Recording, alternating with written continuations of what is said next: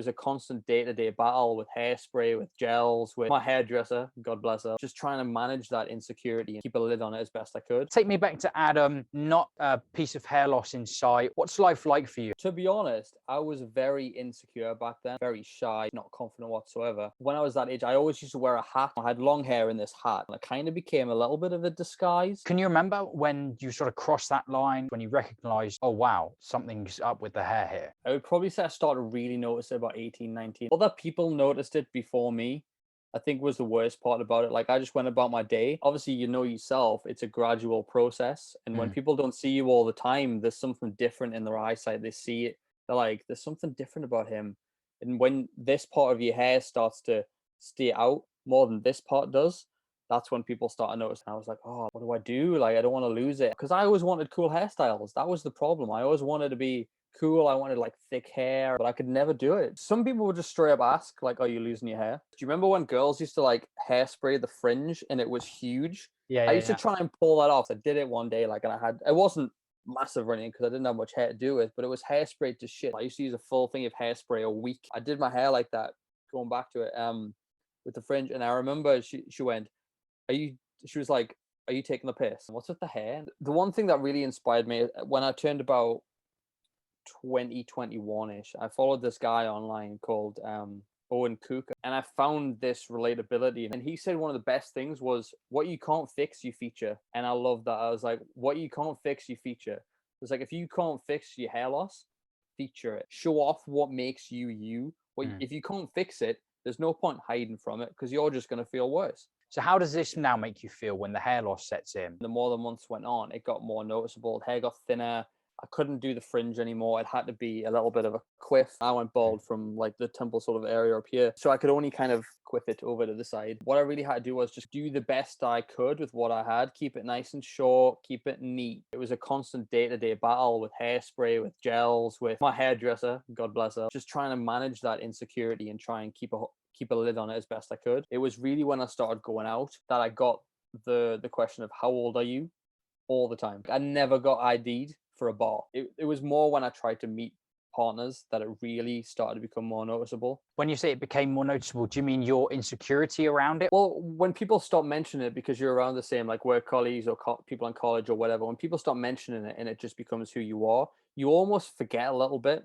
It's in the morning routine when you do your hair, but that was it, right? The rest of the day, whatever, forget about it. But when you meet new people, they're seeing you for the first time as you are. They don't know that you've done whatever with your hair. They just see you as you are with a receding hairline. And so what tended to happen was I always kind of had a beard as well, and I would always get the question, how old are you? Aren't you a bit old for this? You're a bit old for me. And I'm like, no, I'm like 22. And they're like, really? It was just comments like that would build and build and build and build, and eventually actually thankfully kind of became a bit numb to it. It was one of those things where I was so tiny anyway, so thin with a receding hairline. It wasn't like, I couldn't pull off Bruce Willis or Statham where they've got this hardened man looking face, they've got muscles to balance it out or whatever. All I had was like this skinny, nerdy little look. Did you go online and sort of look for ways, how can you cover this? How can you treat this? Transplants, things like that. Were those an option for you? There was always a kind of part of me that wanted to get rid of it, to just be free of it, because it was such an insecurity. I wanted to get rid of it, but I was obviously too afraid of what I would look like. Like, would I look like an egg? Would it shine in the sun? Like all these things that, you hear in like memes and things like that, right? I was very much like on that sort of scale. I liked the idea of the freedom from it, not having to worry about it, and seeing what my dad had gone through with his hair loss as well. I'm a big movie guy.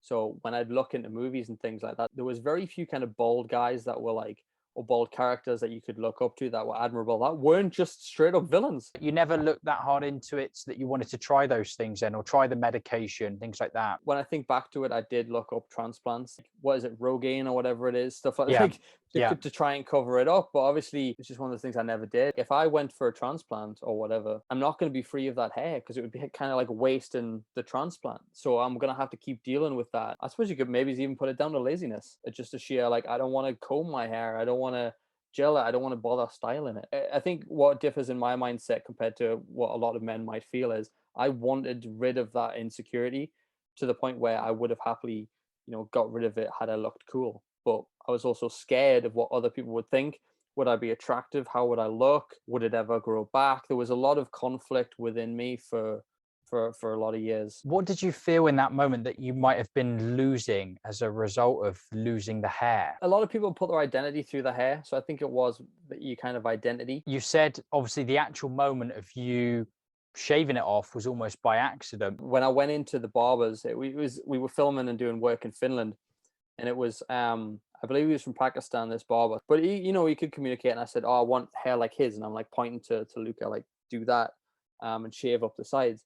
And he's like, yeah, no problem, no problem. And then he kind of starts shaving all this, fading all of this up, but he doesn't touch the top at all. He just kind of leaves this. So this has got this whatever long floppy bit that I've still got on top with nothing on the sides. I stupidly went, are you going to shave the top? And he goes, Okay. okay. And then I'm like, right, cool, he knows what I want. And then he comes over with a clip. I was like, and Luca, my boss over there, was like, wait. and it was a case of, okay, I just looked in the mirror and I could see myself for the first time bald, and I was like, what am I gonna do? I was like, what's my mom gonna think? And I don't know if that hadn't happened, would I still have hair now?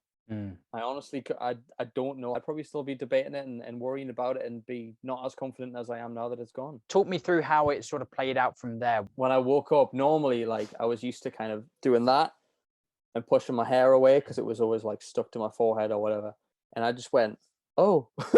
And then obviously we had to go and meet the clients and the students, and they all kind of were like a bit taken aback. I had a beard shave as well, and then no hair. I looked like a completely different person. But then they all started saying it looked really good and I really suited it. And I was like, hey, you know what? I kind of like it. I sent my mom pictures. I sent my girlfriend pictures as well. And she was like, nah, you full of shit. You haven't shaved it. And I was like, yeah, look, did take a little bit of getting used to. I did just want to embrace it. I thought, I've done it now. It's done.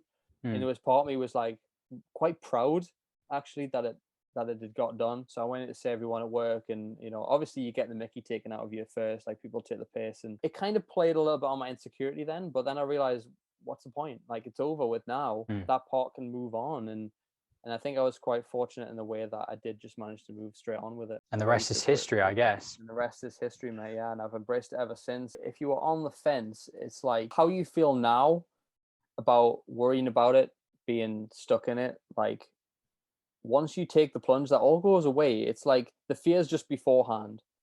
If you imagine getting up in front of an audience or something like that, you're worried about, I'm going to run out of things to say, I'm going to botch my words up. But when you're up there, it's absolutely fine.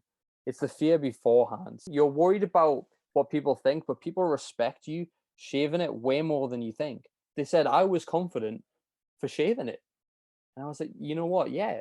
Because once you embrace it, people can't use your insecurity against you. If you fully embark on that journey, then people can't use it against you, and you can't use it against yourself.